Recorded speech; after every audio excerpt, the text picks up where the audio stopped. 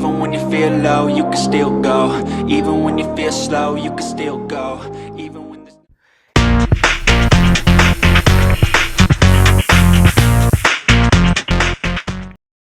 ඉතින් අදත් සාදරයෙන් පිළිගන්නවා දිනුම YouTube නාලිකාව නරඹන සිළු දෙනාට. ඔන්න අදත් වාහන සම්බන්ධව උණුසුම් ප්‍රවෘත්තියක් තමයි අරන් ආවේ. ඔයගොල්ලෝ කවුරුත් දන්නවා ඊයේ තිබ්බා රජයේ කැබිනට් අමාත්‍ය මණ්ඩල තීරණ මාධ්‍ය හමුව 15 වෙනිදා. එදී මේ වාහන ආනයනය සම්බන්ධව විජිත හේරත් මහත්තයා ප්‍රකාශයක් සිදු කරා. ඒකෙදී සඳහන් කරේ වාහන IMF එක සමග ඇති කරගත්තු කිවිසුම කිසිදු ආකාරයෙන් වෙනස් කරන්නේ නැහැ. ඒවා අවලංගු කරන්නේ නැහැ කියලා තමයි එයා ප්‍රකාශ කරේ නිල වශයෙන්. ඒත් එක්කම වාහන ආනයනය සම්බන්ධයෙන් විශේෂ ප්‍රකාශයක් කළා. ඒකෙදී IMF එක වාහන ආනයනය කිරීමට අවස්ථාව දීලා තියෙනවා මේ 2024 අවුරුද්දේ අප්‍රේල් මාසයේ ඉඳලා. IMF විරෝධයක් නැහැ කියලා ඒගොල්ලෝ සඳහන් කරලා තියෙනවලු. නමුත් විජිත හේරත් මහත්තයා කියනවා 2025 ජනවාරි ඉඳලා නැවත වාහන ආනයනය කිරීමට අවස්ථාව ලබා දෙනවා කියලා.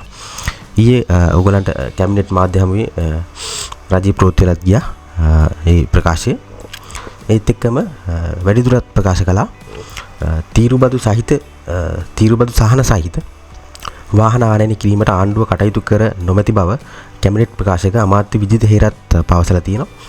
එමෙන්ම මෙම අවස්ථාවේ හදිසියේ වාහන ගෙන්වීම කර නොමැති බවත් නව රජයේ බලයට පත් වූ පසු තීරුබදු සහන ලබා දෙන වාහන ගෙන්වා නොමැති බවත් ඔහු සඳහන් කළා තියෙනවා. රජයේ ප්‍රවෘත්ති දෙපාර්තමේන්තුවේ 15 වෙනිදා පැවති අමාත්‍ය මණ්ඩල තීරණ දැනුම් දීමේ මාධ්‍ය හමුවේදී තමයි මේ ප්‍රකාශ ඉදිරිපත් කළේ. එමෙන්ම ඩොලර් අර්බුදයක් රත්තුල ඇති නොවන ආකාරයට වාහන අවශ්‍යතාවය සැපරීම සඳහා 2025 ජනවාරියේ ඉඳලා අවස්ථාව ලබා දීමට කටයුතු කරනවා කියලා වැඩිදුරටත් එතුමා ප්‍රකාශ කළා තියෙනවා.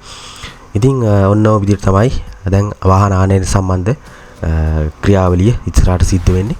අපිත් ඔයට කලින් ඔය ගැන සඳහන් කළා. මේගොල්ලෝ මේ වැඩිදුරටත් පවසලා තියෙන අර තීරුබදු සහිත අමාත්‍යවරුන්ට ගෙන්නන VIP වාහන ගෙන්නන්නේ නැහැ කියලා තමයි මේ සඳහන් කරලා තියෙන්නේ. පොඩි මිනිස්සුන්ට වුණ වාහන ටික ගෙනනවා කියලා තමයි සරලව කෙටියෙන් කිව්වොත් කියලා තියෙන්නේ. එහෙනම් වීඩියෝ එක කැමතිනම් ලයික් කරන්න, කමෙන්ට් කරන්න, ෂෙයා කරන්න. සුබ දවසක් සිළු දෙනාට.